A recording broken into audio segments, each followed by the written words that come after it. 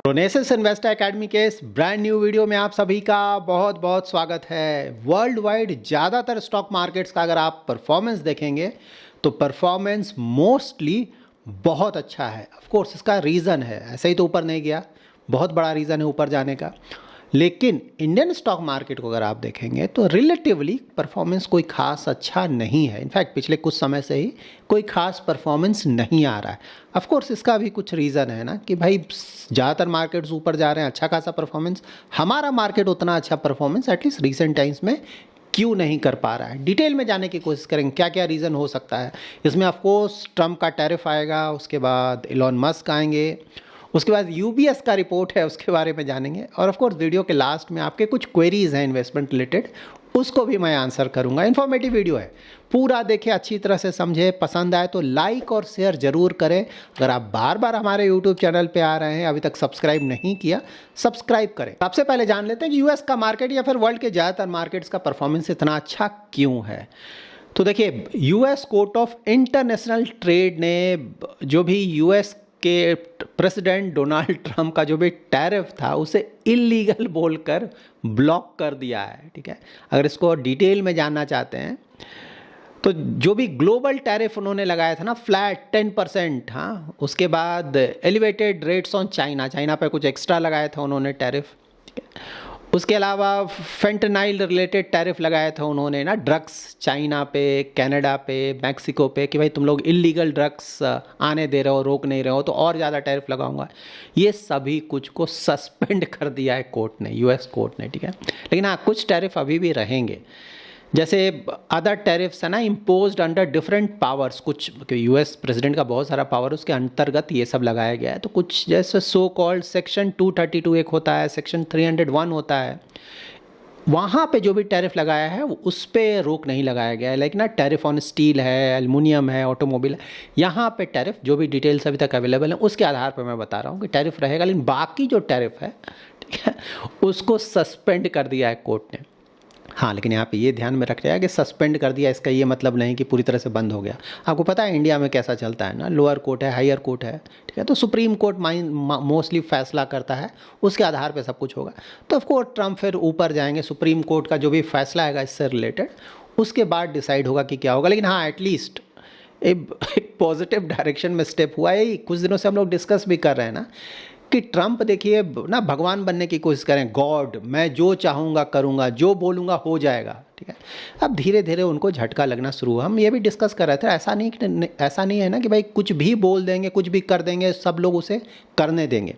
US में भी बहुत लोग हैं ना, अगर कुछ ऐसा कर रहे हैं जिसके कारण यूएस में ही प्रॉब्लम आ जाएगा, अपना देश ही डुबा देंगे, लोग नहीं करने देंगे, कुछ दिनों तक झेलेंगे, उसके बाद फिर वो आएंगे, उनके पार्टी के लोग ही खुद उनके खिलाफ आ जाएंगे। ठीक है, और इसका एक एग्जांपल ऑफ कोर्स कोर्ट ने बोला कि भाई इसे सस्पेंड करो, तुम्हारे पावर में नहीं है कि ये सब करो, खुद ब खुद तुम सब कुछ नहीं कर सकते हो। ठीक है, तो इसलिए कर दिया।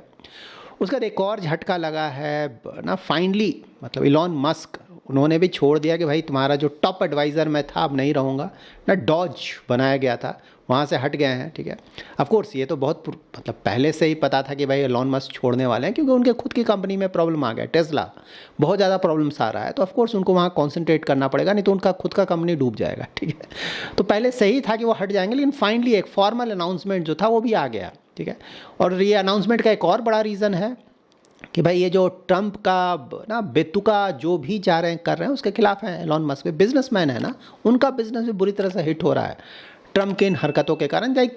डॉज किस लिए बनाया गया? डॉज बनाया गया कि भाई जो एक्सेस एक्सपेंसेस है ना गवर्नमेंट के, फालतू के खर्चे, उसे रोका जाए, क्योंकि डेट बहुत ज़्यादा है, हमें डेट कम करना है, जो कि अच्छा स्टेप है ना। लेकिन ये सब कर रहे हो, ठीक है, उसके बाद ट्रम्प क्या बोलते हैं, टैक्स कट, हाँ, 3.8 ट्रिलियन यूएस डॉलर्स का एक्स्ट्रा खर्चा। तो मतलब समझ रहे हैं, इसका कोई मतलब नहीं। मतलब एक तरफ आप ना बोल रहे हो कि मुझे एक्सपेंसेस कम करना है, टैक्सेस मतलब जो भी डेट है उसे कम करना है, उसके बाद आप बहुत ज़्यादा ना बिग एंड ब्यूटीफुल टैक्स लेकर आ रहे हो, टैक्स कट लेके आ रहे हो, उसके कारण रेवेन्यू लॉस होगा गवर्नमेंट को, तो आपका जो डेट है और ज़्यादा बढ़ जाएगा, गवर्नमेंट को और ज़्यादा डेट मार्केट से उठाना पड़ेगा। तो इलॉन मस्क ने भी इसे क्रिटिसाइज़ किया है कि ये जो आपका बिग एंड ब्यूटीफुल बिल है, ये कोई बहुत ज़्यादा, या तो ये ब्यूटीफुल हो सकता है या बिग हो सकता है, दोनों नहीं हो सकता है। ठीक है, तो उन्हें ये पसंद नहीं है। किसी को भी पसंद नहीं आएगा ना भाई। मतलब दोनों चीज़ आप कैसे कर सकते हो। एनी हाउ, तो ये सब है। तो मोस्टली ट्रम्प के लिए प्रॉब्लम्स शुरू हो गए हैं, जो कि हम एक्सपेक्ट कर रहे थे कि भाई ऐसा वो नहीं कर सकते, जो चाहे करेंगे, ठीक है ना। एक तो दुनिया के ज़्यादातर कंट्रीज़ उनके धीरे धीरे खिलाफ हो जाएंगे, ठीक है। यूएस के लिए बहुत ज़्यादा नेगेटिव है, ठीक है। जो यूएस का डोमिनेंस था वो धीरे धीरे कम होगा ना। मतलब प्रॉब्लम तो आना था यूएस में ना, कुछ डिकेड्स लगते हैं, वो कुछ सालों में वो प्रॉब्लम ला रहे हैं ट्रम्प। यूएस मार्केट के ऊपर जाने का एक और रीज़न है, एनवीडिया का रिजल्ट आया है, तो जो भी मार्केट एक्सपेक्ट कर रहा था उससे अच्छा आया है ना। मतलब उनका जो डेटा सेंटर रिलेटेड बिजनेस है उसने ईयर ऑन ईयर ग्रोथ बताया है 73% का, ह्यूज, ठीक है ना। Top line, bottom line, top line का मतलब होता है सेल्स, बॉटम लाइन का मतलब होता है प्रॉफिट, तो दोनों जगह उसका परफॉर्मेंस बहुत अच्छा है। तो इसका भी पॉजिटिव असर यूएस के जो स्टॉक मार्केट्स है, जो उनका फ्यूचर्स है, उस पर दिख रहा है, ठीक है। तो ये था वर्ल्ड मार्केट भाई, तो पॉजिटिविटी है। तो इसका आइडियली ये जो ट्रम्प का जो कोर्ट ने ना सस्पेंड किया, उसका पॉजिटिव असर इंडियन स्टॉक मार्केट पे भी पड़ना चाहिए था आइडियली ना। लेकिन हाँ, यहाँ पे कोई खास, मतलब इंडिया स्टॉक मार्केट का परफॉर्मेंस ऐसा नहीं कि आज बुरा है, लेकिन हाँ जैसा एक्सपेक्ट करे तो उस तरह का परफॉर्मेंस नहीं आया। क्यों नहीं आया है, ठीक है। इसके दो रीज़न्स है। एक रीज़न तो ये कि देखिए, पहले भी जब ये टैरिफ गेम खेल रहा था ट्रम्प ना, तो उसका बहुत ज़्यादा नेगेटिव असर इंडिया पे नहीं पड़ा था, क्योंकि हमारा एक्सपोर्ट जो है वो बहुत ज़्यादा नहीं है। हम एक एक्सपोर्ट लेड इकनॉमी नहीं है, हमारा ना डोमेस्टिक कंजम्पशन बेस्ड इकनॉमी है। तो इसीलिए हमें अगर उधर पॉजिटिव हो नेगेटिव हो, उसका बहुत ज़्यादा असर हमारे ऊपर नहीं पड़ता है। डोमेस्टिक इकनॉमी है इंडियन इकनॉमी, एक तो ये। दूसरा, मैं यूबीएस का रिपोर्ट आपको बता रहा हूँ, इससे आप कोरिलेट कर पाएंगे, ठीक है, कि क्यों इंडियन स्टॉक मार्केट में कोई खास परफॉर्मेंस नहीं आ पा रहा है, ऑल्दो पॉजिटिव न्यूज़ है। तो देखिए, यूबीएस का रिपोर्ट आया है, उन्होंने बोला है कि इंडियन स्टॉक मार्केट का जो परफॉर्मेंस है ना, कोई खास उम्मीद ना रखें, जो कि हम लोग डिस्कस भी करें कि ये पूरे साल आप कोई खास परफॉर्मेंस एक्सपेक्ट नहीं करें। रीज़न क्या है कि देखिए, फंडामेंटल्स अगर आप देखें ना, फंडामेंटल्स में आप क्या देखेंगे स्टॉक मार्केट के लिए, जो सबसे ज़्यादा इंपॉर्टेंट होता है ना, वो होता है अर्निंग्स, कंपनीज़ का अर्निंग्स, ठीक है। तो हम लोग डिस्कस करेंगे भाई, अर्निंग्स अभी तो नहीं आया है ना, हम लोग बोले आएगा आएगा, ठीक है, क्योंकि रेट कट हो रहा है, टैक्स कट का एडवांटेज मिलेगा, लिक्विडिटी आ रहा है, मॉनसून अच्छा है, बहुत सारा पॉजिटिव है इंडिया में, बिल्कुल सही बात है। लेकिन उसका असर धीरे धीरे होगा, उसके बाद अर्निंग्स आएगा। अर्निंग मीन्स कंपनीज का प्रॉफिट ग्रोथ बढ़ेगा, ठीक है। हुआ तो नहीं है, होगा, ठीक है, फ्यूचर में आएगा। होने में 2-3 क्वार्टर का टाइम लगेगा, वो धीरे धीरे होगा, ऐसा नहीं कि ऑल ऑफ अ सडन हो जाएगा। मतलब जैसे अर्निंग ग्रोथ ना इस फाइनेंशियल ईयर में कितना होगा, रफली मैं बोल रहा हूँ 10-11-12% के आसपास, ठीक है। 12% हो जाए तो बहुत अच्छा माना जाएगा रिलेटिवली, तो 10-11-12% धीरे धीरे पिकअप पकड़ेगा, ठीक है। लेकिन स्टॉक मार्केट पहले रिएक्ट करता है, इसीलिए कुछ दिन पहले आपने देखा होगा ना कि स्टॉक मार्केट देखिए बहुत ज़्यादा गिरा था ना, वहाँ से तो वापस आया, बहुत हद तक वापसी तो आया, ऐसा नहीं कि बिल्कुल ऊपर नहीं आया है। लेकिन भाई अब स्टॉक मार्केट थोड़ा आराम करेगा, कहेगा भाई रिटर्न्स तो मैंने दे दिया, लेकिन अब थोड़ा परफॉर्मेंस दिखाओ, इकोनॉमी अब परफॉर्मेंस दिखाओ, अर्निंग ग्रोथ दिखाओ थोड़ा, ठीक है। तो अब मोस्टली 1 क्वार्टर 2 क्वार्टर का थोड़ा टाइम देना पड़ेगा, खासकर 1 क्वार्टर था। इस क्वार्टर देखते हैं, इसका जब रिजल्ट आने लगेगा, ठीक है, उसके बाद देखते हैं कि भाई वहाँ पे थोड़ा अगर पॉजिटिविटी आएगा रिजल्ट्स में, तो बिल्कुल मार्केट उसको काफ़ी अच्छी तरह से लेगा। और प्लस रेट कट तो चल ही रहा है, फिर से रेट कट होगा जून में, फिर से उम्मीद है कि रेट कट होगा। तो देखिए, पूरा साल मतलब डिफरेंट जो भी ब्रोकर्स हैं बड़े बड़े ना, उनका टारगेट अगर निफ्टी का देखेंगे ना, 25,000 का टारगेट है निफ्टी का, तो ऑलरेडी वहाँ पे हम पहुँचे हुए हैं। और यूबीएस का भी अगर आप टारगेट देखेंगे 26,000 का टारगेट है उनका, तो यहाँ से थोड़ा बहुत रिटर्न और आप एक्सपेक्ट कर सकते हैं, ठीक है। फिर तो हम लोग डिस्कस भी करेंगे भाई, जो गिरा था, ठीक है, अगर वो रिकवर भी कर ले तो उसे अच्छा माना जाएगा, ठीक है। और उम्मीद है कि रिकवर तो ज़रूर हम कर लेंगे। मतलब जो गिरा था वहाँ पर टॉप पे जो थे हम ना, मतलब सितंबर तक तो ठीक ही था ना, अक्टूबर ऑनर्स पूरा फ़र्क पड़ गया, तो वहाँ के आसपास हम पहुँच जाएंगे, जो कि बुरा नहीं है। क्योंकि देखिए, वैल्यूएशन बहुत ज़्यादा हो चुका था, फंडामेंटल्स बिल्कुल गिर चुका था, ठीक है। वैल्यूएशन अभी भी हमारा ज़्यादा, इनफैक्ट उन्होंने एक डेटा दिया है, यूबीएस ने, बहुत अच्छा डेटा है। देखिए, ऑन एन एवरेज अगर आप देखेंगे, जो इमर्जिंग मार्केट्स हैं, दूसरे इमर्जिंग मार्केट्स, उससे हमारा जो प्रीमियम रहा है ना, एवरेज लॉन्ग टर्म एवरेज देखेंगे तो 25% का प्रीमियम रहा है। हमेशा हम प्रीमियम चार्ज करते हैं क्योंकि हमारा जो फंडामेंटल्स है कंट्री का, हमारे देश का फंडामेंटल्स, वो ज़्यादा अच्छा है as compared to other economies. ठीक है, तो भाई जब आपका इकोनॉमी अच्छा है तो ऑफकोर्स आप प्रीमियम चार्ज करेंगे। जैसे कंपनी का आप इन्वेस्टमेंट करने जाते हैं ना, अच्छी क्वालिटी की कंपनी है तो ऑफकोर्स थोड़ा महंगा मिलता है ना, उसका पी रेशियो थोड़ा ज़्यादा होता है। वही इंडिया के साथ है कि भाई इस कंट्री का ग्रोथ ज़्यादा है, फंडामेंटल ज़्यादा अच्छा है, तो आपको थोड़ा ज़्यादा पैसा देना पड़ेगा, तभी आप इन्वेस्टमेंट कर पाएंगे। ठीक है, तो 25% रहा है हमेशा, तो वो कोई कंसर्न नहीं होना चाहिए क्योंकि हम रहता ही उतना।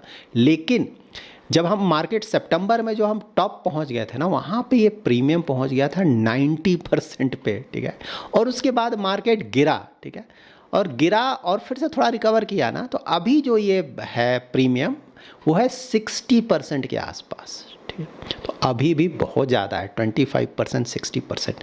और ये तब आपको ज़्यादा खटक जाएगा जबकि आप जो फंडामेंटल्स देखेंगे वो अभी भी नहीं, अर्निंग ग्रोथ तो अभी नहीं है ना। इस क्वार्टर का अर्निंग ग्रोथ, मतलब लास्ट क्वार्टर का जो अभी आ रहा है, अर्निंग ग्रोथ तो कोई खास नहीं है। कितना, 6%, 7%, किस तरह का ना, मोस्टली ऐसा ही दिखेगा आपको ना। तो यहाँ पे देखिए प्रॉब्लम यही है, आई होप आपको समझ में आ गया होगा। तो यहाँ पे पेशेंस का गेम है, तो इसीलिए मैं बोलता हूँ short term, medium term, long term. Short term में तो हेडेक बना रहेगा भाई, मतलब कुछ महीनों का, बिल्कुल सही बात है ना, हो सकता है नेक्स्ट ईयर भी कोई खास ना हो, परफॉर्मेंस पे डिपेंड करेगा। लेकिन वही मीडियम टू लॉन्ग टर्म भाई, वहाँ तो कंसर्न नहीं है, ट्रेजेक्ट्री ऊपर है। सही बात है, प्रॉब्लम आया, अब धीरे धीरे इंप्रूव करेगा, इंप्रूव करने में कुछ और महीने लगेंगे, तो एक बार वो मार्केट देखेगा कि नहीं भाई अब आने लगा है, परफॉर्मेंस आने लगा, ऊपर जाएगा फिर से। ठीक है, और देखिए रिटर्न्स बहुत आ चुका है कोविड के बाद ना, आप लोग को ये सब समझना पड़ेगा। ठीक है ना, मतलब अब किसी ने कुछ महीनों में इन्वेस्टमेंट किया, उसी में उनको पूरा रिटर्न चाहिए, मतलब ये सही एक्सपेक्टेशन नहीं। ऑलरेडी बहुत रिटर्न आया। मेरा म्यूचुअल फंड पोर्टफोलियो ना अभी भी 20% प्लस का रिटर्न है, मतलब ना ऊपर गया, गिरा, वापस आया, लेकिन 20% के आसपास का रिटर्न म्यूचुअल फंड में बहुत अच्छा है। जबकि मैं, अगर मुझसे पूछा जाए, मैं बोलता हूँ ना म्यूचुअल फंड में 12% के आसपास का रिटर्न अगर आता है तो बुरा नहीं है, और बहुत अच्छा तो 14-15%, और यहाँ तो 20% प्लस का रिटर्न दिख रहा है। ठीक है ना, ऑलमोस्ट 20% का रिटर्न। तो ये सब मानकर चले, अगर किसी ने अभी भी जो मीडियम टू लॉन्ग टर्म का जिसका पोर्टफोलियो है म्यूचुअल फंड ना, अगर आप में से किसी का है तो प्लीज़ आप कमेंट में मेंशन भी करें ना कि आपका किस तरह का रिटर्न आया है। ठीक है, मीडियम में ना 5 ईयर, 10 ईयर का horizon, long term more than 10 year हो, आपका अच्छा खासा रिटर्न आ रहा होगा। अब देखिए किसी ने कुछ महीनों का, 1 साल का इन्वेस्टमेंट है तो आप समझें। ठीक है ना, ये शॉर्ट टर्म का गेम नहीं है। 2-3 साल भी अगर आप इन्वेस्टमेंट करके टिके रहेंगे ना, तो आपको वहाँ पे रिटर्न दिखने लगेगा। ठीक है, तो ये सब बेसिक चीज़ों को समझें। और देखिए जो भी रिपोर्ट आ रहा है ना, सभी यही बोल रहे हैं कि भाई सही बात है, प्रॉब्लम था, लेकिन वो प्रॉब्लम धीरे धीरे कम हो रहा है और आने वाले समय में इंप्रूवमेंट आपको दिखेगा। और बहुत सारे पैरामीटर्स तो मैं डेली बेसिस पे डिस्कस करता हूँ ना, बहुत जगह इंप्रूवमेंट आ भी रहा है। ठीक है, तो मोस्टली आप ये एक मान कर चलें कि जो नियर टर्म है, कोई खास एक्सपेक्टेशन एटलीस्ट ये साल और शायद नेक्स्ट ईयर भी थोड़ा बहुत, ठीक है, उसका असर पड़ता है, बहुत ज़्यादा एक्सपेक्ट ना करें। लेकिन हाँ, again medium to long term आप ध्यान में रखें, ट्रेजेक्ट्री देखें कि भाई इकोनॉमी किस डायरेक्शन में जा रहा है, और वहाँ पे प्रॉब्लम्स नहीं दिख रहे हैं। ठीक है, और उसके बाद दोनों ने कुछ दूसरे कंट्रीज़ के बारे में बोला है। उन्होंने बोला कि देखिए इंडिया में जो ये ऊपर लगातार मार्केट का जो इतना ज़्यादा परफॉर्मेंस, उसका बड़ा रीज़न है रिटेल इन्वेस्टर्स की तरफ से ना, या फिर DIIs की तरफ से बहुत ज़्यादा पैसा इन्वेस्ट हो रहा है। क्योंकि इंडिया में तो मतलब स्टॉक्स में, म्यूचुअल फंड्स में कोई पहले इन्वेस्टमेंट करता भी नहीं था ना, गिने चुने बहुत कम लोग इन्वेस्ट करते थे। कोविड के बाद तथा कोविड के समय से इनफैक्ट बहुत ज़्यादा पैसा आना शुरू हुआ, और अभी तक वो लगातार जारी है, और आने वाले समय में लगातार ये बढ़ेगा ही धीरे धीरे। थोड़ा बहुत कभी कभी स्टैग्नेशन आएगा, लेकिन फिर से पिकअप पकड़ेगा। क्योंकि अभी भी पूरे पॉपुलेशन के हिसाब से देखें, या पूरा जो वेल्थ है इंडिया में उसके अनुसार देखें, तो कोई खास बड़ा इन्वेस्टमेंट अभी भी नहीं है, प्लस दूसरे कंट्रीज से अगर आप कंपेयर करेंगे। ठीक है, तो मोस्टली ये जो पैसा आया है ना DIIs की तरफ से या फिर रिटेल इन्वेस्टर्स की तरफ से, उसके कारण ये बहुत ऊपर चला गया था, मार्केट ओवर वैल्यूड हो गया था। लेकिन हाँ, अगेन अगर जैसे जैसे कंपनीज़ का परफॉर्मेंस इंप्रूव होगा, इकोनॉमी का परफॉर्मेंस इंप्रूव होगा, तो जो वैल्यूएशन है उसको आप जस्टिफाई कर पाएंगे, उसके बाद फिर से ऊपर जाने लगेगा। तो ये देखिए सिक्लिकल है, अप डाउन वही चीज़ हो रहा है। ठीक है, तो कुछ कंट्रीज़ जहाँ उन्हें लगता है कि भाई वैल्यूएशन ठीक ठाक है, क्योंकि दूसरे कंट्रीज़ में रिटर्न कहाँ आता है ना, तो इंडिया में तो हमेशा बहुत ज़्यादा रिटर्न। 2 ही मार्केट्स हैं, डेवलप्ड में अगर आप देखें तो US ने बहुत रिटर्न दिया है, डेवलपिंग में अगर आप देखें तो इंडिया ने बहुत रिटर्न दिया। इसके अलावा दूसरे मार्केट्स में कोई खास परफॉर्मेंस नहीं आया है पिछले कुछ सालों में, रिलेटिवली मैं बोल रहा हूँ। अब वो बोल रहे हैं कि भाई चाइना को लेकर थोड़ा पॉजिटिव है, इंडोनेशिया, थाईलैंड, मलेशिया, फिलीपींस ना, एशियान में अगर आप देखें तो उन्हें लगता है कि यहाँ पे परफॉर्मेंस, UBS को लगता है कि अच्छा हो सकता है। ठीक है, इंडिया अगेन वैल्यूएशंस का ही कंसर्न है, और ये जो फंडामेंटल्स है धीरे धीरे इंप्रूव कर रहा है। तो जब फंडामेंटल्स इंप्रूव होगा तो वैल्यूएशन को भी आप जस्टिफाई कर पाएंगे। ठीक है, तो उसको ऐसे देख कर चलिए, medium to long term, short term में हेडेक्स होंगे, आपको झेलना पड़ेगा। ठीक है, पैसा बनाना कोई मजाक तो है नहीं, पैसा बचाने के लिए आपको ऑफ कोर्स ये सब झेलना पड़ेगा। ठीक है, अगर आप झेल सकते हैं सही बात है, बैठे रहें इन्वेस्ट करके, वेट करें, कम से कम 2-3 साल का टाइम दें इन्वेस्टमेंट को, कम से कम। मतलब ऐसे तो 5 साल 10 साल 20 साल जितना रखे अच्छी बात है, कम से कम 2-3 साल तो आप कम से कम टिके हैं। मतलब 2-3 महीने में, 1-2 दिन में, 5-10 दिन में परेशान होने लगे, तब स्टॉक मार्केट आपके लिए आइडियली नहीं है। ठीक है ना, बहुत सारे दूसरे इन्वेस्टमेंट एवेन्यूज़ हैं। इसके बाद कुछ क्वेरीज़ मैं आपके ले लेता हूँ ना, मतलब सेक्टर रिलेटेड क्वेरी है, जैसे आईटी सेक्टर या कोई दूसरा सेक्टर ना, इन्वेस्ट किया, कोई खास रिटर्न नहीं आ रहा। देखिए, सेक्टर फंड तो मैं हमेशा मना करता हूँ ना, सिंपल। अगर आपको मार्केट का ज़्यादा आइडिया नहीं है, म्यूचुअल फंड का ज़्यादा आइडिया नहीं है, तो फिर सेक्टर फंड में जाते क्यों हैं? आपके लिए डाइवर्सिफाइड फंड्स हैं ना, large cap, flexi cap, mid cap, small cap, multi cap, ये सब large and mid cap risk profile और इन्वेस्टमेंट होराइजन के आधार पे यहाँ पे करके छोड़ दें, कोई हेडेक नहीं है। ठीक है, सेक्टर फंड में जाएंगे, थीमेटिक फंड में जाएंगे तो आपको हेडेक होगा और आपको झेलना पड़ेगा। ठीक है ना, क्योंकि वो सेक्टर स्पेसिफिक है, सेक्टर्स बहुत ज़्यादा सिक्लिकल होते हैं, कुछ साल अच्छा करेंगे, कुछ साल अच्छा नहीं करेंगे, और ज़्यादातर लोग तभी अपना इन्वेस्टमेंट करते हैं वहाँ पे जब 2-3 साल में रिटर्न आ चुका होता है, क्योंकि आप रिटर्न देख के इन्वेस्टमेंट करते हैं। तो जब आप रिटर्न देखकर इन्वेस्टमेंट करने जाएंगे, उसके बाद तो गिरने का समय हो जाएगा, फिर पता चला 2-3 साल डाउन है, अब आप परेशान हो जाएंगे। लेकिन हाँ, ऐसा नहीं कि वापस नहीं आएगा, फिर से वापस आएगा, वहाँ फिर से रिटर्न आएगा। ठीक है, तो इन चीज़ों को समझे। ठीक है, अगर मार्केट की अच्छी जानकारी नहीं है, समझ नहीं है, तो सेक्टर थीमेटिक फंड में जा ही नहीं, फैक्टर फंड्स जा ही नहीं, सिंपल। ठीक है, हमेशा याद रखें। हाँ, अगर आपको जानकारी, ये सब चीज़ें समझते हैं, तब तो ठीक है ना, तब तो आपको समझना चाहिए कि भाई होता है, सिक्लिकल है, 1-2 साल 3 साल ऊपर, फिर 1-2 साल 3 साल नीचे, आपको झेलना पड़ेगा। फिर जब वापस आएगा तो रिटर्न्स वापस आ जाएंगे। ये सब हेडेक्स में नहीं पढ़ना चाहते हैं, झंझटों में नहीं पढ़ना चाहते हैं, तो भाई डाइवर्सिफाइड फंड्स के लिए जाए, सब छोड़ दें, सिंपल। उसके बाद एक और क्वेरी है, डेट टू इक्विटी एसटीपी होता है क्या? STP means systematic transfer plan. Of course होता है, और ऐसा करना ही चाहिए। देखिए, जो सिस्टमैटिक, जनरली मैं बोलता हूँ ना कि इक्विटी जाना, इक्विटी म्यूचुअल फंड्स में, तो आप सिस्टमैटिक ट्रांसफ़र प्लान 6 मंथ्स का कर दें। ठीक है, अगर बड़ा पैसा है तो 6 मंथ्स का एसटीपी कर दें, लमसम ना करें अगर आपको मार्केट का आइडिया नहीं है तो। ठीक है, तो बिल्कुल आप डेट में डालेंगे ना, मतलब या तो लिक्विड फंड में डाल दें, ultra short term debt fund में डाल दें, और वहाँ से आप एसटीपी कर दे। डेट से ही करना चाहिए आइडियली। ठीक है, यही बेस्ट तरीका है करने का। So that's it in this video. अगर आपको ये वीडियो पसंद आया है तो जरूर लाइक एंड शेयर करें। पहली बार हमारे यूट्यूब चैनल पे आए हैं तो चैनल को जरूर सब्सक्राइब करें। इन्वेस्टमेंट रिलेटेड कोई भी क्वेरी है तो कमेंट में जरूर मेंशन करें। मैं आने वाले वीडियोज़ में ट्राई करूँगा उन क्वेरीज़ को आंसर करने का। Thanks lot for watching.